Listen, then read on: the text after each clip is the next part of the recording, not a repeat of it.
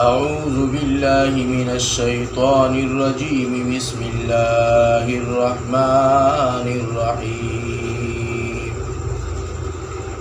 ألم تر إلى الذي حاج إبراهيم في ربه أن آتاه الله الملك إذ قال إبراهيم ربي الذي يحيي ويميت قال أنا أحيي وأميت قال إبراهيم فإن الله يأتي بالشمس من المشرق فأت بها من المغرب فبهت الذي كفر والله لا يهدي القوم الظالمين. اللهم صل على سيدنا ومولانا محمد وعلى آل سيدنا ومولانا محمد وبارك وسلم. دین مخی آیتونو کی اللہ رب العزت دا هغه خلقو مبارکی ذکر فرمایلیو کم خلق کی د شیطانانو دوستانه کوي. الله رب العزت ویلو چې د الله کم دوستان دي الله رب العزت هغوی د کفر د تیرونه راوباسي او رڼا اسلام ته چې کوم دی داخلي، او کم خلق چې کافران دي کفر اختیار کړی دی د هغوی دوستانه چې کوم دی د شیطانانو سره وي، نو دغه شیطانان دوی د ایمان د رڼا راوباسي او ظلم طرف ته چې کوم دی تیرو طرف ته داخلي، او چې چا دغه لار اختیار کړله نو دغه خلق دا د جهنميانو نښه ده او دا ملګري د هغه اور دي چې کوم اور الله د دې لپاره تیار کړی دی او همیش په چې کوم دی دوی په هغې کې تېروي. دې آیتونو مبارکو کې الله رب العزت د ابراهیم علیه السلام تذکره فرمایلی ده چې د نمرود سره کومه مکالمه او کومې خبرې اترې ابراهیم علیه السلام کړې وې چې کله نمرود ته خدای دعا وکړله او ابراهیم علیه السلام له یو الله دعوت ورکاو او هغه په دې خبره باندې غرور او تکبر اختیار وو چې زه لوی خدای یم او زمانه ما سوا هیڅوک نشته دی، او دا لا کوم خدای دی چې ته مال د هغې دعوت راکوې، زه په خپله خدای یم. د هغې الله رب العزت ذکر فرمایلی دی الم تر الى الذي آیت نګوري هغه احمق ته چې جګړه یې کړې وه حاج ابراهیم چې جګړه یې کړې وه له ابراهیم علیه السلام سره پس کې دا نمرود بن کنعان بن سام بن نوح علیه السلام چې هر کله ابراهیم علیه السلام هغه بوتان مات کړل نو دې نمرود د جیلخانې ته واچو او بیا چې کوم دی د هغې نه راوباسو او اور ته یې واچو او بیا یې ورته وویله چې ستا رب څوک دی چې ته مونږه هغه طرف ته چې کوم دی رابلي. ابراهیم علیه السلام ورته ارشاد فرمایي چې زما رب هغه ذات دی چې ژوندي کول کوي او مړه کول کوي. روایت کړی شوی دی چې د دوه قیدیان راوغوښتل، یو یې مړ کو او بل یې آزاد کو، او بیا یې وویل چې دا د ما هم مړه کړل او ژوندي کړل، اوس خو زمانہ بل غټ خدای نشته. هغې احمق چې کوم دی په دې خبره باندې نه پوهېدو چې دا ژوندي کول او مړه کول څنګه وي. ځکه الله فرمایي الم تر الی الذي حاج ابراهیم، آیا ته نه ګورې هغه احمق چې جګړه یې کوله ابراهیم علیه السلام سره فی ربه، په حق د رب د ده کې ان آتاه الله الملک، له دې وجې نه چې ورکړی و دله الله تعالی بادشاهي.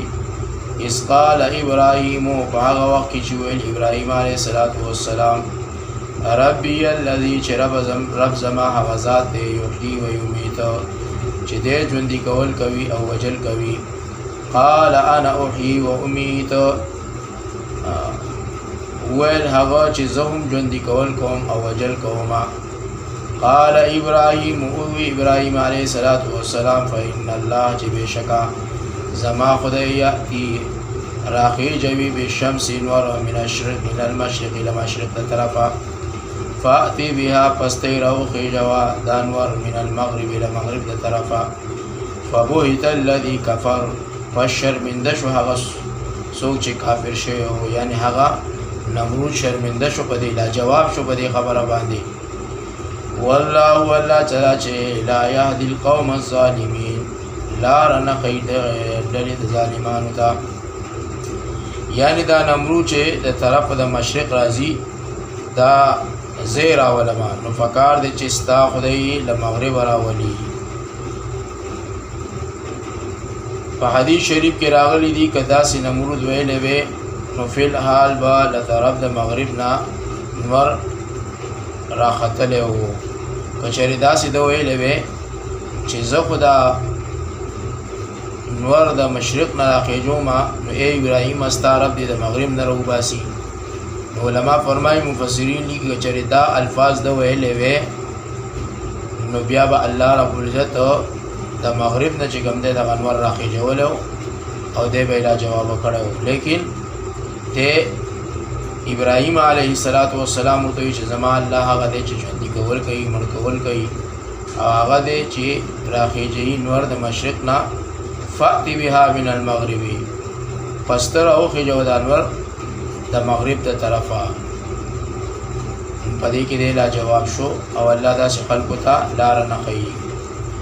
او کالذي مر علی قریة، آیا نه وینې ته هغه کس چې تیر شو په یو ښار باندې، وهي خاویة، او دا ښار یعنې د ښار دیوالونه راپریوتي وو علی عروشها، په چتونو خپلو باندې. دلته علما لیکي روایت دی چې هر کله بني اسرائیلو ډېر ګناهونه او فسادونه شروع کړل په ځمکه باندې، نو الله تعالی په دوی باندې یو بادشاه ظالم مقرر کو چې د هغه نوم و بخت النصر.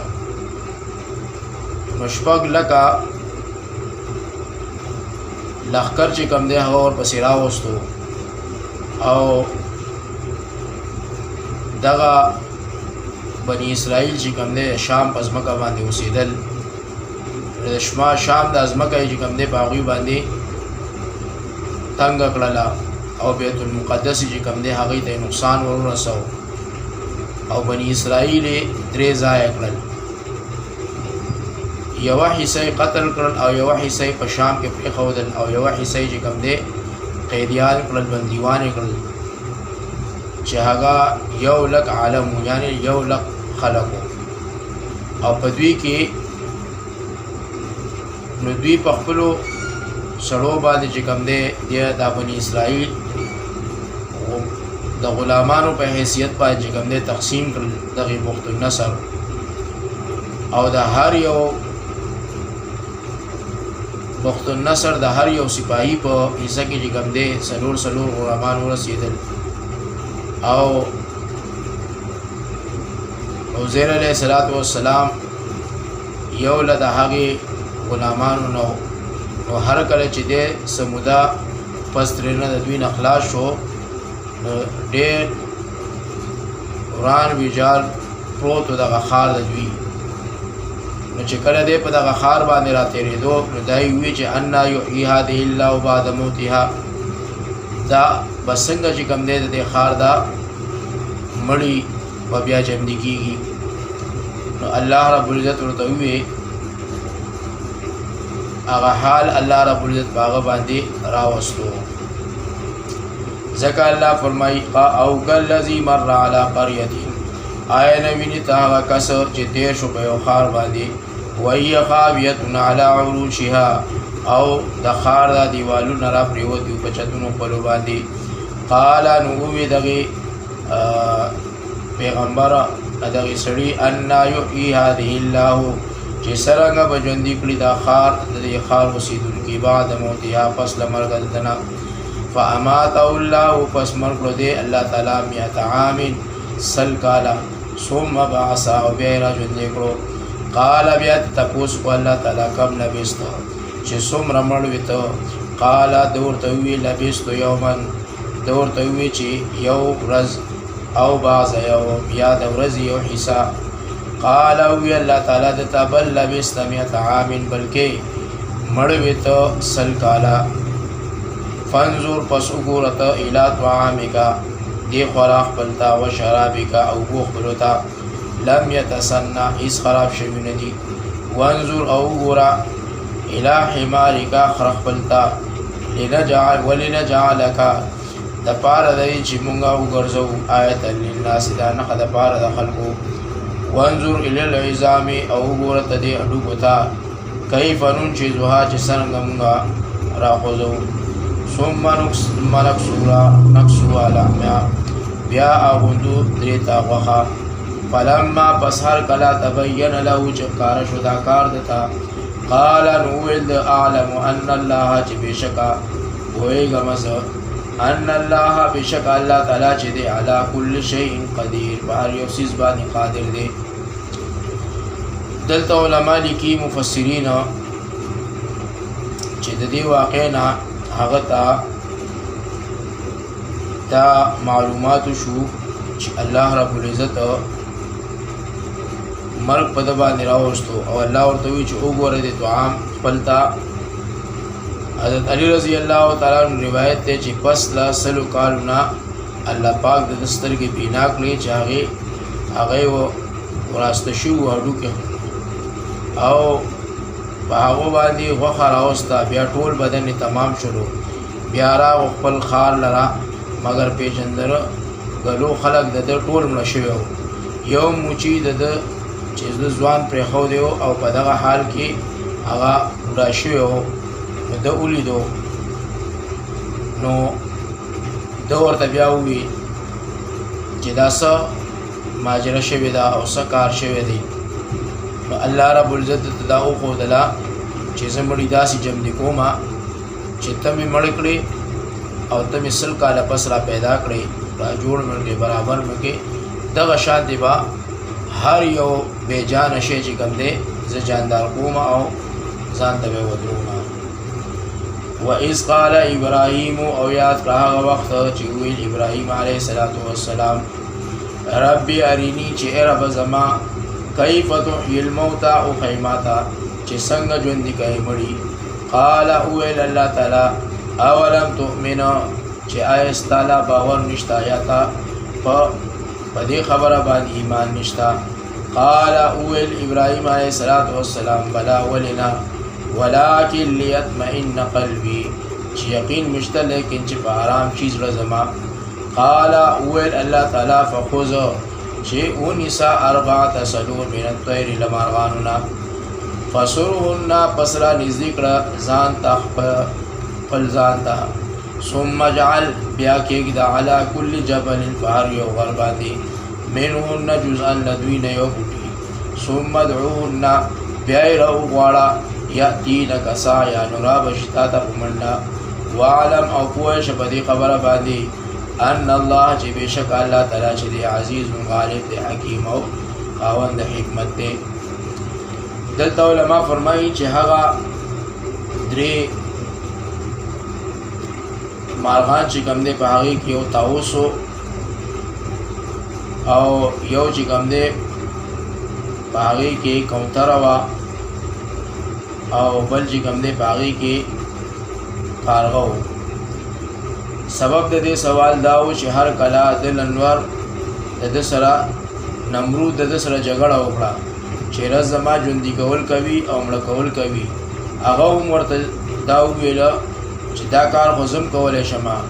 دوه غلامان دوه قیدیان چې کوم دی د قیدخانې نه راوستله چې په چا باندې یعنی عمر قید و هغه یې پرېښودو او په چا باندې چې ازادېدل و هغه یې چې کوم دی قتل کو. نو دې نمرود ورته وویل چې ګوره دا کار خو زه هم کولی شم، ګوره یو مې مړ کو یو مې چې کوم دی پرېښودو. بیا ابراهیم علیه السلام ورته وویل چې زما رب خو د مشرق نه لور راخیږي ته د مغرب نه راوخیږه. نو په دې جواب باندې کوم دی دی چوپ شو. او بل دلیل ورته دا وړاندې کول چې نور راخیږي له مغرب نه، بیا ته د خدای نه سوال وکړه چې ما ته مړي ژوندي کول وښایي. که چېرې څوک رانه پوښتنه وکړي چې دا کار لیدلی دی نو زه به ورته ووایم چې آو. نو ابراهیم علیه السلام صرف په دې بنا باندې الله ته وویل چې ای الله ته څنګه مړي ژوندي کوي. نو الله رب العزت ورته وویل چې زه داسې مړي ژوندي کوم، هغه ترتیب ورته برابر کو. الله ورته وویل چې زه دغه شان مړي ژوندي کوم او دغه شان به چې کوم دی مړي ژوندي کېږي د قیامت په ورځ باندې. بل الله رب العزت چې کوم دی غالب دی او خاوند د حکمت دی. روایت دی چې ته امر وشو چې دا مارغان حلال کړه او بړې ترې وباسه او اندامې کا او غوښې سره تار په تار کا او سرونه یې وساته. بیا په هر غره باندې یوه یوه ټوټه کېږده. نو داسې کار وکړو. نو هر یوه ټوټه یې بېله خپله قسمه سره یو ځای کېدله. چې جوسه به تیاره شوه بیا به راغله اول هغه خپل سر سره به یو ځای شو، بیا هماغسې مارغه به شو لکه چې با مخکې به و. ابراهیم علیه السلام به ورته کتل او تعجب به یې کولو. الله رب العزت ورته وویل چې زه دغه شانې مړي ژوندي کوم لکه څنګه چې تا دا څلور مارغان راونیسله، هغه دې ټوټې ټوټې کړل، بڼې بڼې دې کړل، تار تار دې کړل او د هغې غوښه چې کوم دی تا یو یو دې کړله او لږه لږه دې چې کوم دی په غرونو باندې کېښودله او سرونه دې ځان سره وساتل. نو چې کم مارغه به الله رب العزت جوسه به یې تیاروله هغه به راتلو او سر به پورې نښتو الوتو به ابراهیم علیه السلام په هغې باندې ډېر زیات چې کوم دی تعجب کو او دې ته به یې کتل چې زما رب داسې مړي ژوندي کوي. اوس مې چې کوم دی یقین راغی چې الله ته به داسې مړي ژوندي کوي. الله رب العزت موږ ټول له عمل توفیق راکړي. السلام علیکم ورحمة الله وبرکاته. اللهم صل علی محمد النبي مكي مدني وعلى آله وبارك وسلم تسليما كثيرا. سبحان ربك رب العزة عما يصفون وسلام على المرسلين. آمين.